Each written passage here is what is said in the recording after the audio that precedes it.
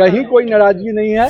सब लोग अपने अपने कार्यकर्ताओं के साथ इस पूरे मिशन 2025 को सफल करने में लगे। देखिए, अभी हम जदयू के राष्ट्रीय कार्यकारिणी अध्यक्ष संजय झा के आवास पे हैं और यहाँ पे एक महत्वपूर्ण बड़ी बैठक चल रही थी। इस बैठक में तमाम जो बीजेपी के और जदयू के तमाम बड़े चेहरे जो हैं इस बैठक में मौजूद थे। अशोक चौधरी, विजय चौधरी, संजय झा और साथ ही सम्राट चौधरी, नितिन नवीन, तमाम बड़े चेहरे इस बैठक में मौजूद थे। और आपको बता दें कि कल दिल्ली में एक बड़ा फैसला होता है। एनडीए में सीट शेयरिंग को लेकर जो बड़ा फैसला है वो सामने निकल कर आता है, जिसके बाद आपको बता दें कि जदयू के कोटे में 101 सीट जाते हैं, बीजेपी के कोटे में 101 सीट जाते हैं। उसके बाद चिराग पासवान के कोटे में 29 सीट, आरएलएम के कोटे में 6 सीट और हम पार्टी के कोटे में 6 सीट जाते हैं। जिसके बाद आज सुबह सुबह एक बड़ी बैठक का जो आयोजन है वो यहाँ पे संजय झा के आवास पर होता है और इस बैठक में कई महत्वपूर्ण बिंदुओं पर जो है वो बातें होती हैं। हालांकि इस बैठक के बाद जब बाहर निकलते हैं नितिन नवीन तो वो अपनी प्रतिक्रिया भी देते हुए नजर आते हैं, लेकिन उससे पहले आपको बता दें कि उपेंद्र कुशवाहा जो हैं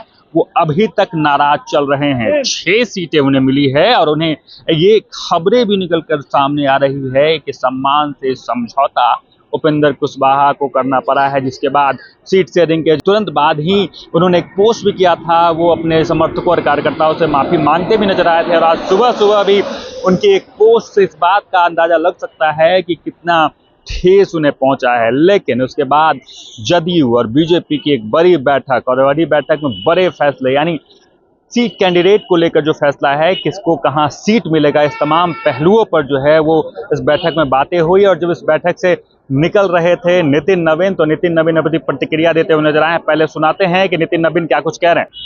सीट बंटवारे के बाद अभी मीटिंग हुई है आप लोगों की, क्या कुछ कहेंगे इस पे? देखिए, पूरी तरह से सीटों को जो हम लोग तय सीटें हैं उसमें आपस में हम लोगों ने चर्चा की है। किन सीटों का क्या समीकरण रहेगा, बाकी चीजों की चर्चा हुई। बहुत जल्द बाकी चीजें क्लियर होंगी।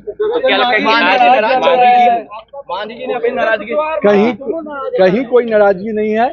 सब लोग अपने अपने कार्यकर्ताओं के साथ इस पूरे मिशन 2025 को सफल करने में लगे।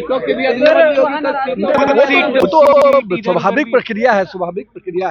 आज उम्मीदवारों की अब समय देखिए, पहले हो जाने दीजिए। तो आपने सुना कि नितिन नवीन ने कह दिया कि ये एक नॉर्मल प्रक्रिया है जिसके अंतर्गत जो है तमाम बातें निकल कर सामने आई। आप देख लीजिए कि यहाँ से ललन सिंह भी अभी निकलते हुए नजर आ रहे हैं इस बैठक से और आप तस्वीरों के माध्यम से देख लीजिए कि ललन सिंह इस बैठक से अभी निकलते हुए नजर आ रहे हैं। और आपको बता दें कि नितिन नवीन जब वहां से निकले तो उन्होंने कहा कि ये जो है एक नॉर्मल प्रक्रिया है और सीट शेयरिंग को लेकर जो फैसला तो कल आ ही चुका था, कैंडिडेट को लेकर जो फैसला है वो भी जो आज शाम तक आ जाएगा। ये खबर निकलकर सामने आ रही है। आज शाम तक एक औपचारिक घोषणाएं जो हैं कैंडिडेट को लेकर भी सामने आ जाएगा। लेकिन फिर भी एक बड़ा सवाल कि क्या एनडीए में सब कुछ ठीक चल रहा है, क्या उपेंद्र कुशवाहा इस तमाम फैसले को लेकर खुश हैं, कई तरह के सवाल हैं और उसका जवाब भी मिलना बाकी है। लेकिन मैं आपको बता दें कि एक संजय झा के आवास पे एक बड़ी बैठक चल रही थी और बैठक से तमाम बड़े चेहरे जो जदयू और बीजेपी के हैं वो यहाँ से निकल कर, आप देख रहे हैं तस्वीरों के माध्यम से, यहाँ निकले हैं। यानी बैठक खत्म हो गई है